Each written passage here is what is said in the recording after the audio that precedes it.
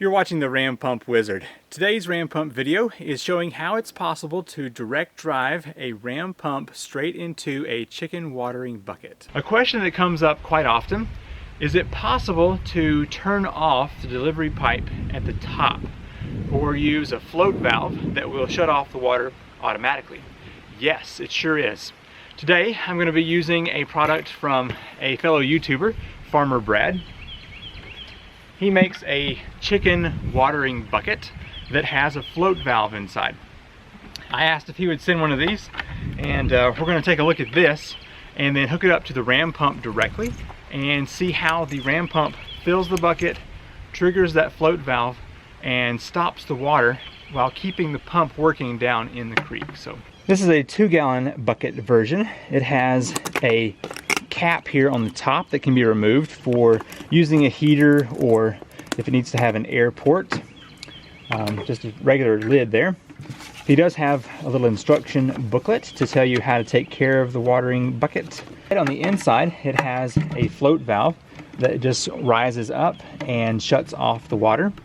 The input here is a little tiny tube. That's even smaller than a quarter, I think.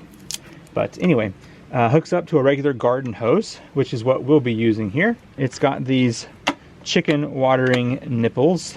The chicken will just peck that and it will open up a small port on the inside. For the super short answer of can the Ram Pump delivery pipe be turned off at the top? Yes, that's what's happening right now. So if I were to flip this valve, it would turn on. Now, one thing that is really important to remember, there's a lot of pressure at the Ram Pump, and whenever it's turned off up here, that pressure builds up to the max that the head pressure will allow. So if I had to go to open this delivery pipe really quick, it's probably going to shut off the pump. I have the bucket here and this little tiny hose. I'm going to just hook this up to the Ram Pump directly, like that. Now let's go ahead and open this up and we will watch it start to fill the bucket. So I'm just going to flip this switch a little. Okay, that should do it. It's filling in a little hole that is right up under the float valve, and it's going really slow, which is one thing I like, because with all the pressure behind the Ram Pump, if it were to open too quick, we may have issues with back pressure loss. So far, this is working out really well. Let's see what happens if we open this all the way. No real change, so I think it has reached its maximum fill rate here with that hose size that's going in there. So you can see that it has a little rubber gasket that is on the back side. So if I were to push that, you see how it opens up there? On the front side and see how much water comes out. It's just drips at a time, but should be enough there. I can see the float valve is beginning to raise up here. If I bring it all the way up here, you can see it does stop. So we'll watch that happen here in just a moment. Well, I am pretty pleased with this bucket so far. I'm going to take this down to my neighbor who has chickens and let this be used by them.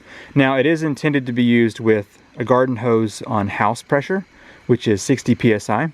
And that is about what we're getting from the Ram Pump at this point. So I'm going to put a little bit more in there so we can actually watch it be completely off. There we go. Totally shut off now. Obviously that's going to take quite a while to drain that bucket enough to allow that to open back up. As you can see, the Ram Pump is still working in the creek with the bucket turning off the delivery pipe up here at the top. Now, one thing to consider, the Ram Pump is going to reach its maximum pressure based on its input head pressure with the delivery pipe closed. When this happens, the Ram Pump will reach a state that I like to call hitting hard, which means the whole system just kind of jars every time the waste valve closes. So keep that in mind. It may have extra wear and tear on your Ram Pump if your system up here is turned off. Now, with this setup, I have 7 feet of head pressure, which is able to pump much further up my hill than where I am right now. So what I would do is reduce the head pressure several feet so that the pressure up here is not as great, and the ram pump would not be hitting as hard whenever the delivery pipe is turned off. Back to normal operation. An example of how the pressure can build. Look at these racquetballs I have in here. They have been crushed down, whereas before they weren't that way. Typically though, with the right amount of head pressure, no damage is done to the pump. The simple answer to can you turn off the delivery pipe at the top is yes. No real consequences there. It works well with a float valve, as you can see here, and with Farmer Brad's chicken watering bucket.